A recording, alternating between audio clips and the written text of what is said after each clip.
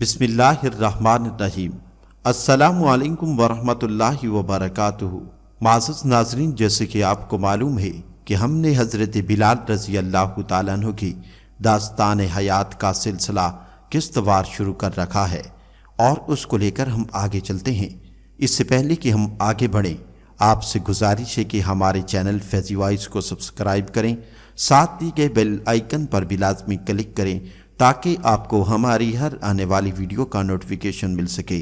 معزز ناظرین، حضرت بلال رضی اللہ تعالیٰ عنہ ابتدائی انقلاب کے بارے میں کیا فرماتے ہیں، آئیے ہم آپ کو بتلاتے ہیں۔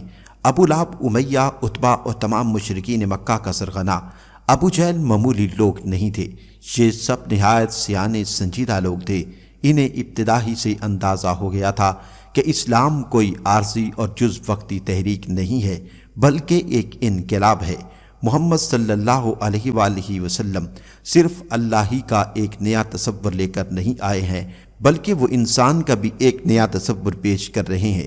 اسلام اپنے نظام زکوٰۃ کی وجہ سے چھوٹی بڑی ہر جائیداد اور ملکیت کے لیے ان کی نظر میں خطرہ تھا۔ یہ صاحب نصاب ہیں، وہ غریبوں کو اپنی دولت میں شریک کریں، یہ انقلاب نہیں تھا۔ اور کیا تھا؟ اسلام غریبوں کی داد رسی پر ہی اکتفا نہیں کرتا تھا، ان کے حقوق بھی جتاتا تھا۔ اسلام یہ بھی تسلیم نہیں کرتا تھا کہ حسب نسب کے اعتبار سے کچھ قبیلوں کو دوسرے قبیلوں پر پیدائشی برتری حاصل ہے۔ اسلام کا مساوات کا سبب عرب کی ساری معاشرتی اقدار کے لیے چیلنج تھا۔ عرب ایسے قوانین کا متحمل نہیں ہو سکتا تھا۔ ابو جہل نے کوشش کی، ابو سفیان اور ابو لہب نے بہت سر مارا کہ محمد مصطفیٰ صلی اللہ علیہ وآلہ وسلم راہ راست پر آ جائیں۔ راہ راست سے ان کی مراد یہ تھی کہ وہ مشرکین کے نقطہ نظر کو تسلیم کر لیں اور اپنے دین کی اشاعت سے باز آ جائیں۔ انہوں نے انہیں رشوت، منصب، اختیار، یہاں تک کہ کعبے کی آمدنی کا حصہ تک پیش کیا۔ وہ بے وقوف شاید یہ سمجھتے تھے کہ رسالت زمین سے نکلنے والی دانتوں کے عوض خریدی جا سکتی ہے۔ سارے حربے بے اثر ہوئے اور ایک دن مکے کے طول و عرض میں محمد مصطفیٰ صلی اللہ علیہ وآلہ وسلم کا یہ اعلان گونج اٹھا، اگر تم میرے دائیں ہاتھ پر سورج لا کر رکھ دو اور بائیں ہاتھ پر چاند، تب بھی میں پیغام الہی کی تبلیغ سے باز نہیں آؤں گا۔ ہر شخص اس اعلان کی بات کر رہا تھا، کوئی علل اعلان اور کوئی سرگوشیوں میں اس بیان کی قطعیت پر تبصرہ کر رہا تھا۔ مشرکین مکہ نے جب محمد مصطفیٰ صلی اللہ علیہ وآلہ وسلم کے منہ سے یہ الفاظ سنے تو وہ ہکا پکا رہ گئے۔ ان کو لگا جیسے ساری بساط ہی الٹتی جا رہی ہے۔ یہ کہتے ہوئے محمد مصطفیٰ صلی اللہ علیہ وآلہ وسلم کو ان پر ترس بھی آیا کہ وہ کیوں اس سادہ سی حقیقت کو سمجھ نہیں پا رہے۔ چلتے چلتے انہوں نے مشرکین سے یہ بھی کہا کہ اور تم اپنی اولاد کے قتل سے باز رہو۔ اولاد کے قتل سے کیا مراد ہے یہ میں آپ کو بتاتا ہوں۔ دراصل محمد مصطفیٰ صلی اللہ علیہ وآلہ وسلم کی تعلیمات نے گزشتہ 30 سال میں دنیا کو اس تیز رفتاری سے آگے بڑھایا کہ حیرت ہوتی ہے کہ ہم ابھی تک زمین پر کیسے موجود ہیں۔ زمانے کی برق رفتاری نے کرۂ ارض سے ہمارے پاؤں اکھاڑ کر ہمیں کسی اور سیارے پر کیوں نہیں پھینک دیا؟ اولاد کا قتل صرف 30 سال پرانی بات ہے، لیکن محسوس یہ ہوتا ہے جیسے کسی صدیوں پرانے رواج کا ذکر ہو رہا ہو۔ جب نبی کریم صلی اللہ علیہ وآلہ وسلم نے یہ الفاظ کہے تھے تو ان کا بعین ہی یہی مطلب تھا کہ اسلام سے پہلے صحرائے عرب میں بچے کے مستقبل کا فیصلہ شکم مادر سے باہر آتے ہی ہو جاتا تھا۔ لڑکا ہے تو اسے زندہ رہنے دیا جائے گا، اس کی ولادت پر جشن ہوگا۔ لڑکی ہے تو مستقبل تاریک، اس پر سرگوشیاں ہوں گی۔ اگر خاندان میں پہلے ہی لڑکیاں کافی ہیں یا قبیلے کے خیموں میں ان کی خاطر خواہ تعداد موجود ہے تو نوزائیدہ لڑکی کو پیدا ہوتے ہی صحرا میں لے جایا جائے گا اور اس پر ریت ڈال کر اسے زندہ دفن کر دیا جائے گا۔ ان کے پاس اس بہیمانہ رسم کے باقاعدہ جواز تھے۔ ہم زندگی کو محفوظ رکھنے کے لیے زندگی کو ختم کرتے ہیں۔ لڑکیوں کا قتل دراصل صحرائی معیشت کا تقاضا ہے، ان کا اپنا فیصلہ نہیں ہے۔ غربت میں بچے کو زندہ رکھنے کا مطلب یہی ہے، ایک بھوکے پیٹ کا اور اضافہ ہو گیا۔ لڑکی آبادی میں مزید اضافے کا باعث ہوتی ہے۔ ہم لڑکیوں کو قتل کر کے لڑکوں اور لڑکیوں کے درمیان اپنے خداؤں کے پیدا کیے ہوئے عدم توازن کو درست کرتے ہیں، کیونکہ ہمارے ہاں لڑکے کم اور لڑکیاں زیادہ پیدا ہوتی ہیں۔ ان کی باتیں سن کر دکھ ہوتا تھا۔ قدرت کے عمل تخلیق کی ان کے ذہن میں کوئی تقدیس نہیں تھی۔ کچھ اور بھی برائیاں تھیں ان کے معاشرے میں، مثلاً سود، جوا، شراب خوری، عورتوں کے بارے میں ان کا غیر منصفانہ رویہ، غلاموں کے ساتھ انتہائی بے ایمانہ سلوک، جانوروں سے بے رحمی کا برتاؤ وغیرہ۔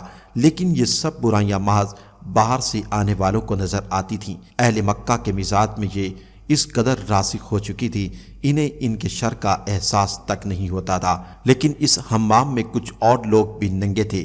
جب عربستان میں محمد مصطفیٰ صلی اللہ علیہ وآلہ وسلم مردوں اور عورتوں کو مساوات کی تعلیم دے رہے تھے تو انہی دنوں فرانس میں عیسائی بچیوں کی ایک کانفرنس ہو رہی تھی۔ اس کانفرنس میں زیر بحث موضوع یہ تھا کہ عورت روح رکھتی ہے یا نہیں۔ یہ پتہ نہیں کہ بالآخر فیصلہ کیا ہوا۔